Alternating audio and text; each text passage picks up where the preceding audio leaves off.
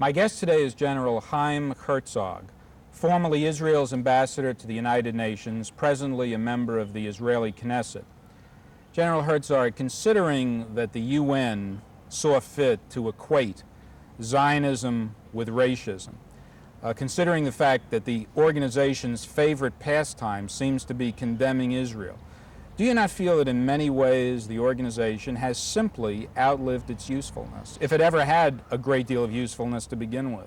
Well, I think it did have, but I do tend to agree with you that to a great degree it would appear to have outlived its usefulness, but at the same time you have to distinguish between the rhetoric and verbosity of the General Assembly, in which they all let off steam.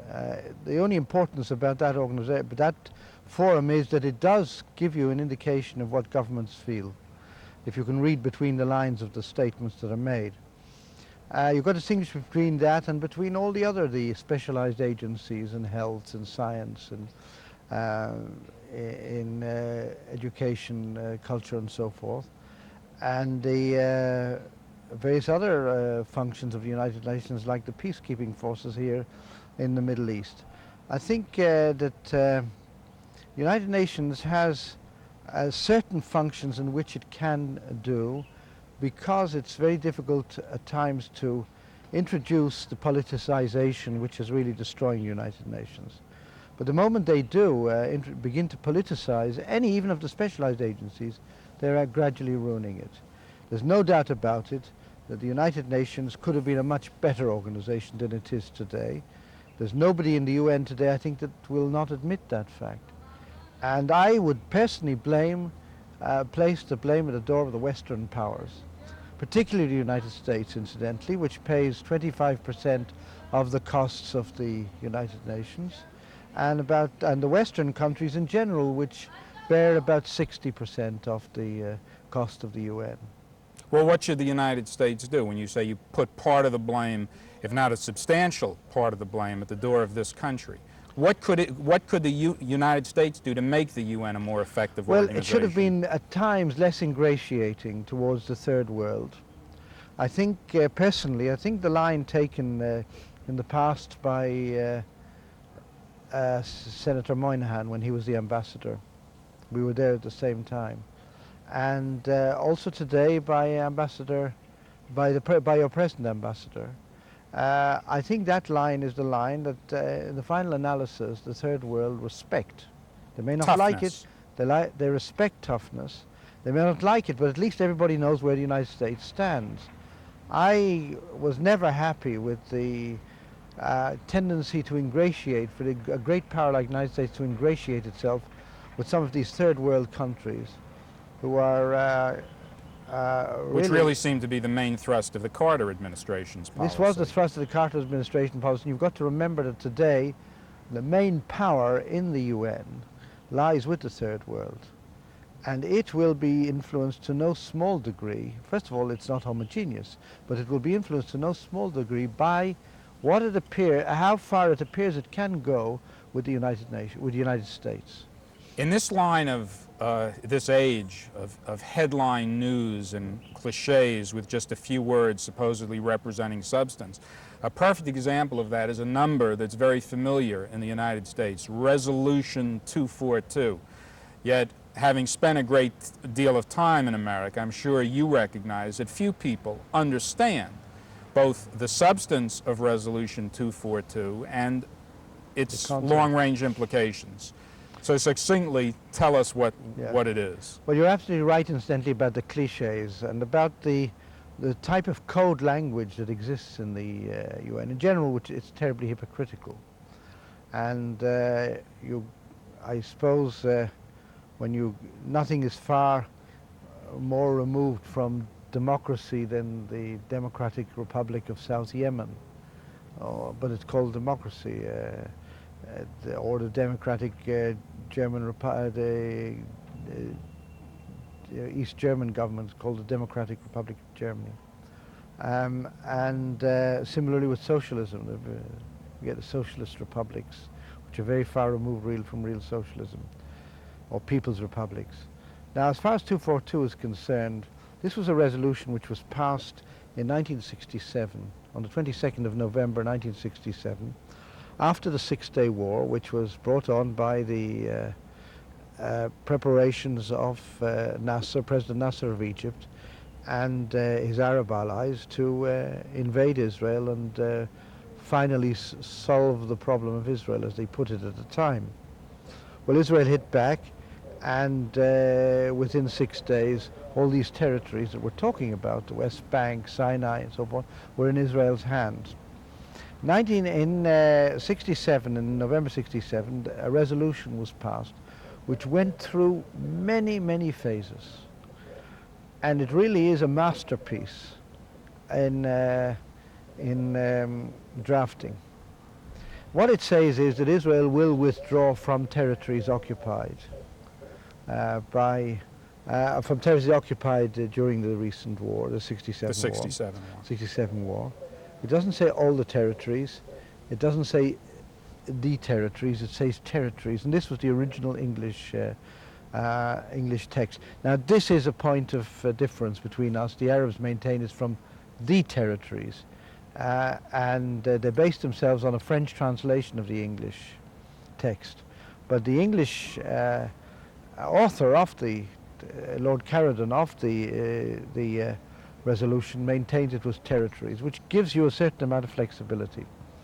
It called for a cessation of all hostile activities, all threats to countries, for an opening of the waterways, and really allowed for the parties to negotiate. It was followed in 1973 by Resolution 338, which was after the Yom Kippur War, which adopts Resolution 242 and adds on that all sides must meet in negotiation under suitable patronage or aegis. 242 never actually mentions the setting up of a Palestinian state. Never mentioned. Although it talks about the refugee problem. Never talked about the Palestinians. It talks about the refugee problem because there's an Arab refugee problem and a Jewish refugee problem. Equal, both. There are about 800,000 refugees on both sides, brought about by the wars. And they distinctly tried to introduce Palestinian refugees into that resolution, and that was blocked by Israel and those who were helping Israel at the time. There was a definite attempt to put in the territories by Nigeria and India and so forth, and again that was blocked. In other words, the whole history shows that there was a definite line here. And at no stage, and this is very interesting, the Arabs were fully involved in the drafting of this document. At no stage was any mention ever made of a Palestinian state, even in the negotiations. Because the truth is, nor incidentally were they made during the drafting of Resolution 338 in 1973. Because in those periods, in 67 and even in 73, the Palestinian Arabs maintained that they're part of the Arab nation as such, and they were not claiming an independent statehood at the time. But when was the first time that really came to the fore? Was that through the PLO? The PLO existed from 64, and had the PLO was capable of demanding the creation of a state in the West Bank and in Gaza, which were then controlled by Jordan and Egypt respectively. From 64 to 67, they never asked for it, although there was Arab rule there. And their Arab brothers never offered them one. And their Arab brothers never proposed it and never offered it. And this is very significant because, in fact, the whole idea of a Palestinian entity, which would be the center of the Arab thrust against Israel, came up in 1974. It was proposed by the American PR people who were acting for the Algerians at the time in New York. And they told the Arabs, you're never going to beat Israel as long as she's the underdog. Not in the United States. And therefore you have to create an Arab underdog. And then they cast around, they decided then on the Palestinians as the underdog. The American PR people? This was an American PR proposal which was made to the Algerians, to their Algerian clients. Are you speaking of a private public relations firm in New York. Private public relations firm in New York, whose name I don't remember. So Madison Avenue, which is behind so many wonderful things, did that as well. Is apparently behind that as well. They came along, they said, you're never going to win in American public opinion as long as Israel's the underdog. You can do nothing against Israel. You're going to win if you create an Arab underdog. And that's how they created the Palestinian problem. As such, there was a problem. I'm not saying there wasn't a problem. But it was never the main thrust, and the best testimony you have to that, but never the main thrust of Arab propaganda, was that in 1967, when they drafted Resolution 242, and in 1973, when they drafted Resolution 338, in both cases, Arab delegations were active participants in the drafting, and at no stage did they raise the issue of Palestinian statehood. Interestingly, in terms of this concept of form over substance and the meaning of words and symbols, there are many friends of Israel who believe that it would be very, very wise for the PLO simply to give expression to the words, not really mean it, not really change their policy, but simply say certain magic words which would cause America to exert even greater pressure than it has exerted on Israel previously, the magic words being, we recognize Israel's right to exist, and we recognize Resolution 242. Now, is your position that if the PLO gave expression, if Arafat tomorrow morning made a speech giving expression to those words, does that mean that the Labor Party, of which you are a member, would be willing to negotiate with the PLO with nothing done of substance? If the PLO did that, they wouldn't be the PLO anymore. Well, they would if they were lying about it. If they simply said it but didn't mean it. Well, then you don't. If anybody who believes that that could happen just doesn't understand the construction of the PLO, it can't happen. It's purely hypothetical. The PLO is a loose coalition of 6, 7, 8 feuding terrorist organizations. Arafat is a chairman, as his name implies, rightly. He's not a leader. He's the chairman. He's a very smart chairman. But whatever he does, and you'll see what's happening in the world in the last few months, whatever Arafat decides on, if he, for instance, decided on, let's say, a ceasefire along the Israel-Lebanese border on the part of his people, you'll always find elements within the PLO or just outside the PLO going against that and doing exactly the reverse.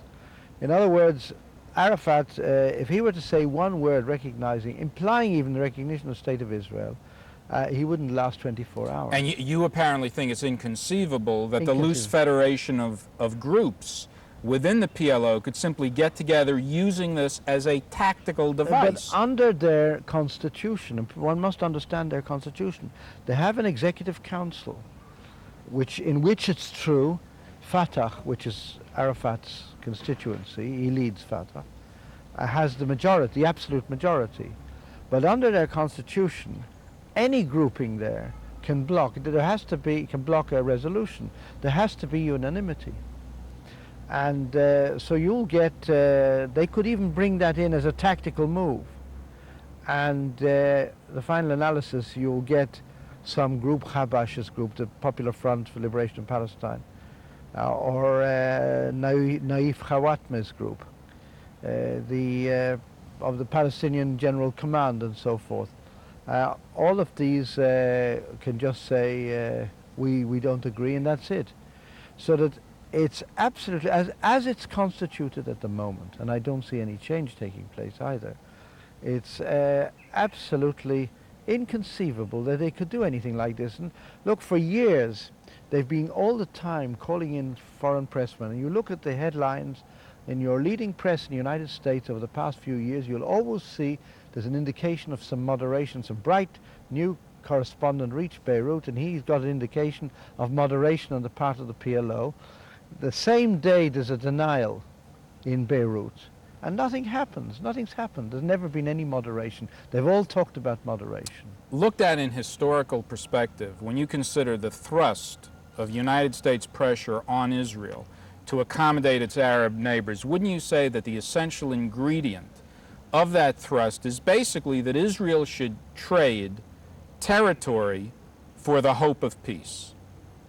Well, that has been really the trade-in or the deal as far as Sinai is concerned.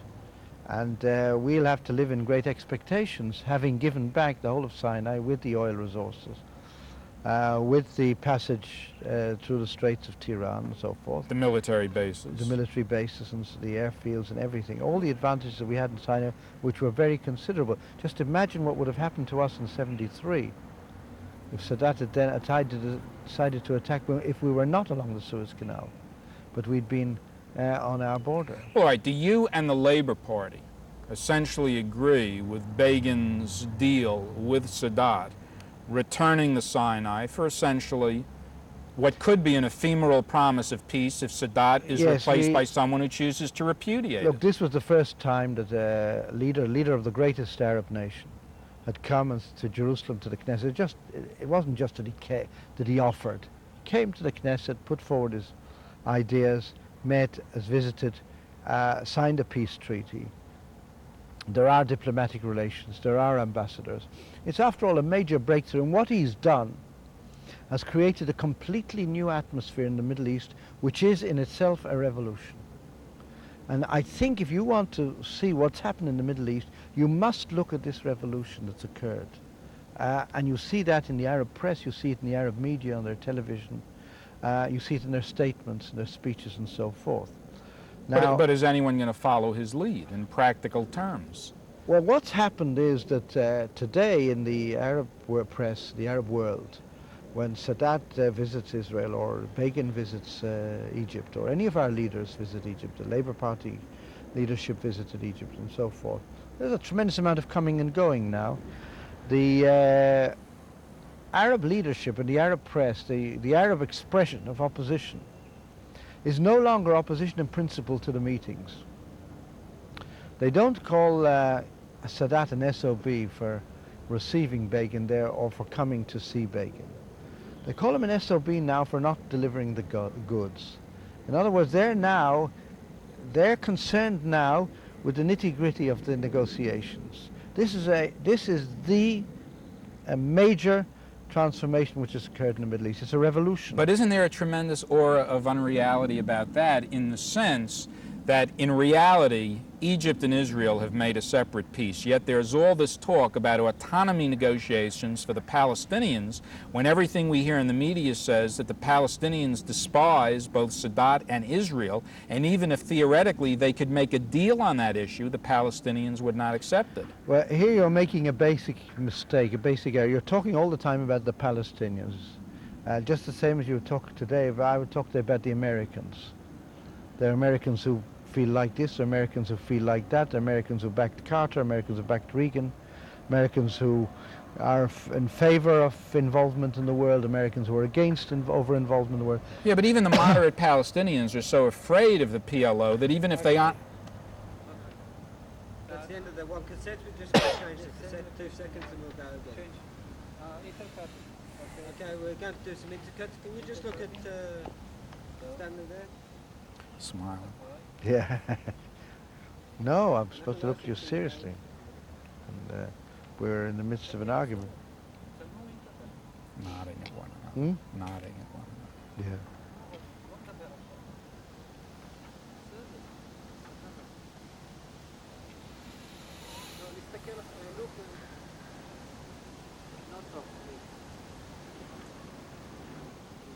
And they do this for...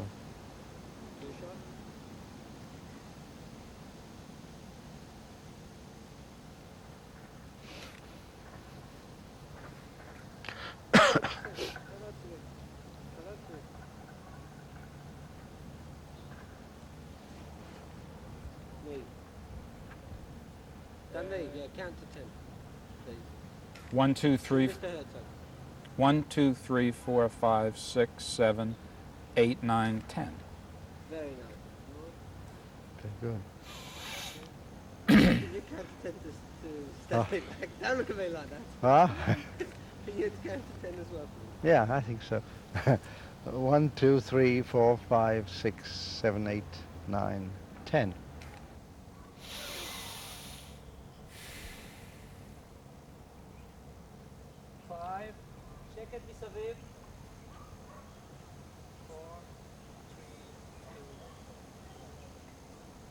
Well, of course, the PLO doesn't really speak for all the Palestinians, but in the world we live in, any moderate Palestinian is simply afraid to talk about accommodation with Israel because the likelihood is that he'll be murdered. So the PLO has to be considered as the main voice of the so-called Palestinian nation. Well, that would be a tragedy. You're quite right. The basic problem in the West Bank is today that you don't know what the West Bank wants, because the West Bank today, outwardly at least, wants what the PLO wants. But we know, those of us, we live after all with a million and a quarter Arabs, and we know we know what they feel. We know that a very, very high percentage in no way wants a state with a PLO government. I mean, I'm not saying that they want an Israeli rule, far from it, but they certainly don't want PLO rule, which they believe would wipe out the middle class and would lead ultimately to some form of extreme state, which would be linked to the Soviet Union, and would deprive them of what they want, what they believe in. Because you've got to remember the Arab is basically very individualistic, just as the Jew is. And therefore the big problem here is knowing what they want and getting somebody to say what they want, and that you will not get today. That's why there is not a spokesman for the so-called Palestinians other than the radicals. The Labour Party agreed in its platform to negotiate with any Palestinians who are willing to recognize Israel and forego terror as a weapon.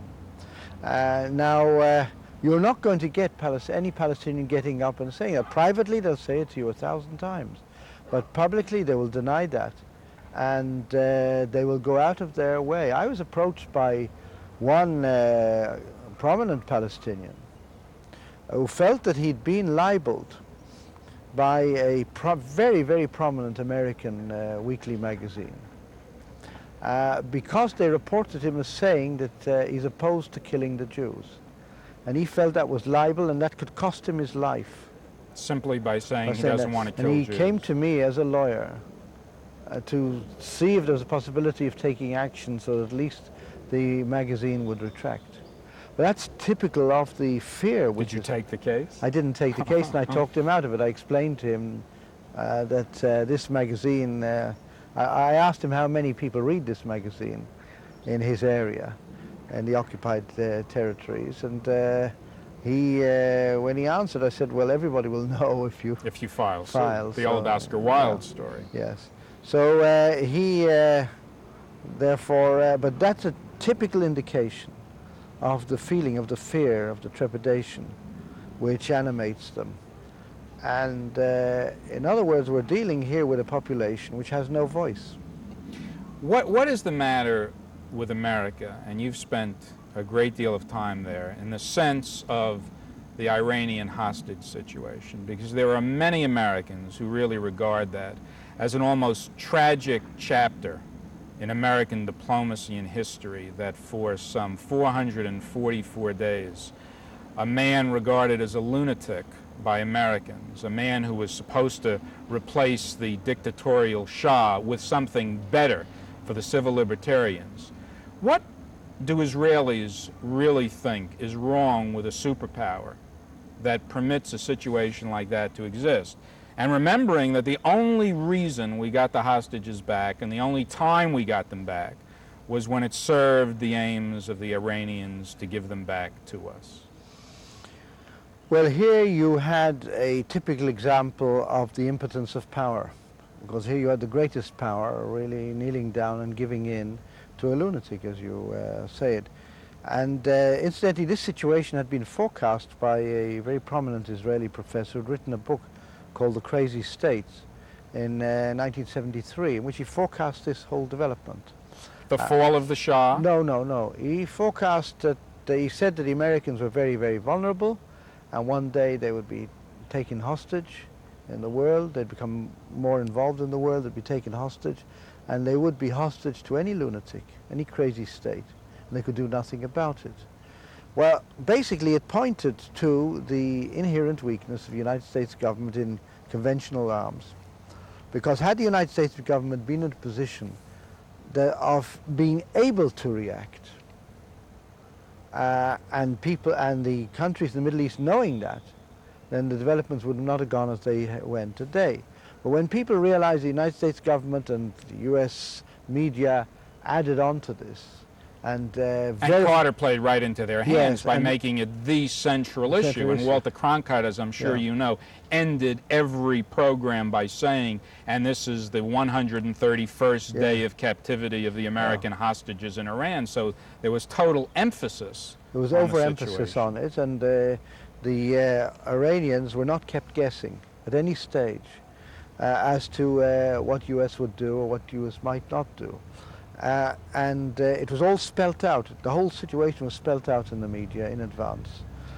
So that they really, first of all, I don't think the US government decided in advance whether it wanted a military solution or a political solution.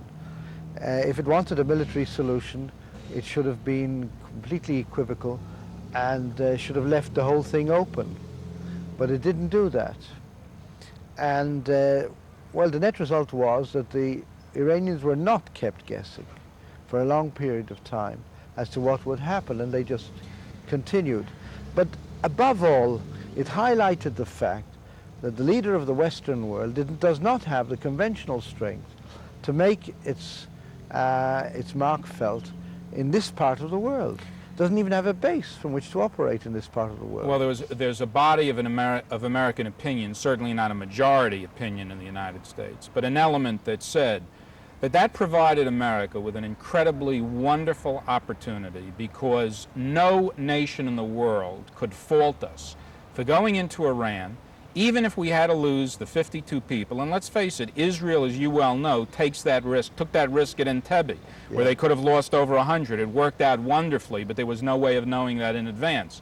So the element in the United States says, take over Iran, even if you lose the 52, have a total supply of oil, have their bases, and just control that country. Now, is that simply unrealistic militarily? Militarily, with having a regard to the U.S. strength today, it's unrealistic. I think it's by 1985 you will be capable of moving 13,000 troops. 13? 13,000 troops within 2 weeks to the Middle East. By 1985? You don't have what's the situation today? Today it's a very sorry situation. You don't have the capability to move troops rapidly around the world. You don't have, you have a draft problem. You don't have manpower. You've got to mobilize that manpower, you've got to train it. You don't have the necessary storage areas here in the Middle East. You may get them now in Sinai. I hope you do. But in other words, you've got to be based here in the Middle East. And then everybody in the Middle East knows that you're here. They sit up and take notice. Otherwise, they thumb their noses So at you. under the present situation, everyone knows America's bluffing. Everybody knows that today, and if they didn't know that, all the cover stories in the national magazines discussing the defense posture of the United States have made it very clear to them that the present process is going to take, following the massive infusion of money that the Reagan administration is giving to the Defense Department, this process is going to take several years, probably at 3-4 more years, before the U.S. can really field a very formidable operation in the Middle East. General Herzog, you wrote a very definitive book on the 1973 Yom Kippur War. Yeah. In reading, for example, Golda Meir's book, she pointed out the fact that shortly before Israel knew 100% that there was going to be an invasion, and obviously they did not have a great deal of notice, the chief of staff at that time, David Eleazar, recommended a preemptive strike, which she decided against. In retrospect, was that the proper decision? Yes, I think it was. Not possibly for the reasons that she decided.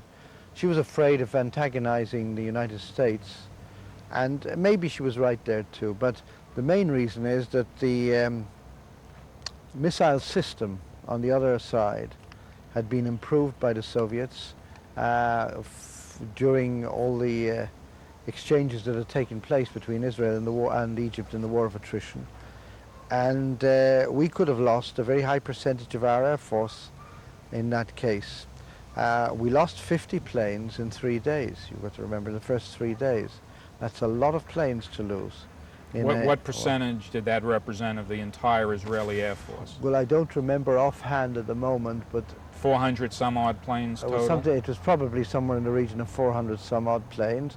So it's 15% that you lost in the first 3 days. An incredible percentage. If there'd been a massive attack all at once, and we hadn't yet got the measure of the new system that the Egyptians and Syrians were operating, we could have had very heavy losses in the first days. Well, after studying the background of the events leading up to the 73 war, as well as the war itself, what were the essential conclusions that you reached in your book in terms of Israelis' future? Well, first of all, we made a very grave intelligence evaluation error. And that was a very serious situation as far as we were concerned. The construction of our armed forces was a bit lopsided. We'd been using aircraft as artillery instead of building up the artillery arm, which is a very important element today in military construction. We had, above all, I think there was something lacking in the leadership. General Dayan had latched onto a concept, and he was adapting all the developments to this concept instead of the reverse. And therefore, hence we were caught napping, even though the intelligence material that we were getting showed that there was a very good possibility of an attack. So that, there were a lot of lessons to be learned from that war. We learned a lot of lessons. I hope we learned them all. It was the first modern missile war in history, and as such has been studied far and wide throughout the world. I personally have lectured on it a great deal, including in the National War College in the United States, because it's the only war from which you can really draw the necessary conclusions today in respect to future wars. I'm sure you recall that when Richard Nixon was first elected president, he sent then Governor William Scranton on a fact-finding tour in the Middle East. And Scranton came back with the expression, it may have been heard before, but it received wide attention in the United States for the first time, that America was going to adopt a policy of even-handedness in the Middle East, supposedly giving the Arabs as much attention as they had previously given the Israelis. And right up until today, we hear Congressman McCluskey and others talking about even-handedness.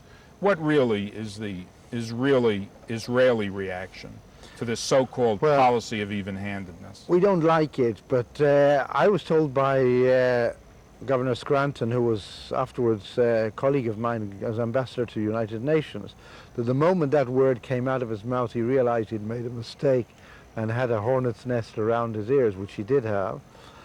He proved, as far as we were concerned, to be an outstanding ambassador to the United Nations, gained great respect for the United States in the UN, and we couldn't complain about him at that time. But really when people talk about, this is part of the code language that you hear in international policy. People talk about even-handedness, they don't mean that. They mean to lean a little over to the Arab side and to ignore to a degree the special relationship which does exist between Israel and the United States for very natural reasons, because we're a democracy, because we believe in the same values, because we defend the same values in this area, and we are really the only reliable ally the United States has in this area. So when congressmen and others begin to talk about even-handedness, I'm very suspicious, because they're not talking about even-handedness. They're talking about leaning. They're talking about the leaning. They're talking in terms, Orwell said all people are equal, but some are more equal than others, and they're trying to make some people here more, benefiting more from even-handedness than others. General, your father, I believe, was at one time the chief rabbi of Israel, of yes. the state of Israel. So you have particular reason to be attuned to the so-called conflict that we constantly hear Yeah. about in the American media between the supposed ultra-Orthodox and the more secular Israelis. And the way it's presented to us is that really the great majority of the Israeli population is secular-oriented, but because of your parliamentary system of government, the religious parties have power all out of proportion to their numbers, to their representation in the population. Could you basically tell us what that conflict is, what the Orthodox people want from the government, and what the more secular people resent, even though they're all Jews? Well, first of all, I would argue with your premise. That's all right. Yeah, Argue away. the fact is the Israeli population breaks down, I think, roughly as the general population does, for instance, in the States. And that is, you have, if you take the election results, you've got something like 17% of the population are extremely Orthodox. In other words, voted for the three religious Orthodox parties and give expression to their orthodoxy even by their form of head cover. Now, the bulk, the vast majority, the silent majority, are traditionally minded. They may go occasionally to synagogue. They may go only in the high holidays. Their children will be bar mitzvah. They will, all their family, the family festivities will all be on the basis of Jewish tradition and so forth. 60–70% of the nation buys kosher meat today. It may not necessarily keep kosher laws at home, but they do that. In other words, if you take a look at your American Jewish community or the general community in the United States, you'll find that it's roughly the same, the general breakdown.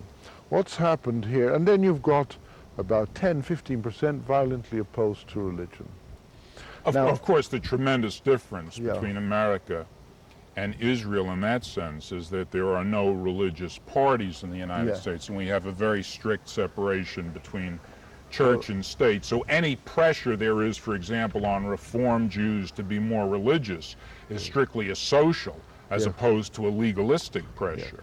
And I think for that reason that religion, in a way, is much stronger in the United States than it is here. Because people are beginning, and this is one of the great tragedies of religion in my view, people are beginning to relate religion to politics.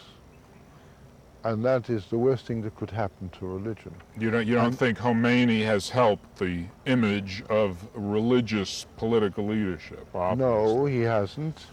And I don't think that the exposure of the extreme religious, I'm talking about the very extreme, Maturi Carter, who do not recognize even the state of Israel, their exposure, as in the world media, has helped the whole issue of religion as far as world Jewry is concerned, because people tend to associate the presentation of this issue is a terribly shallow one. It's really, it doesn't go into the depth of the problem. The problem is a much more profound problem today. What you've had here is religious parties, take the National Religious Party in Israel, which the National Religious Party has basically always been a part of government, Part whether of Labor government. or the Likud. Zionist part of government, and had 12 members in parliament. They began... Out of 120. Pardon? 12 out of 12 out of 120. 120. They've gone down now to 6. They lost 50% of their seats in the recent elections. Now, what happened there was that they, instead of being a party that devotes itself to the religious problems of the state or religious problems of the population, they became an extreme political party and tried to outdo Mr. Begin's Likud party as far as the West Bank is concerned on political issues. So the ordinary voter said, well, what do I need them for? The Begin's party does it better. And he abandoned them. Where on the other hand, the extreme, more We've only got a extreme, couple of seconds. the more extreme Aguda party kept to religion, and therefore it lost very little of its strength. General Herzog, thank you very much. You're welcome.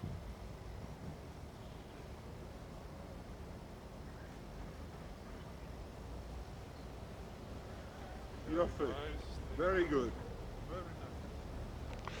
Learned a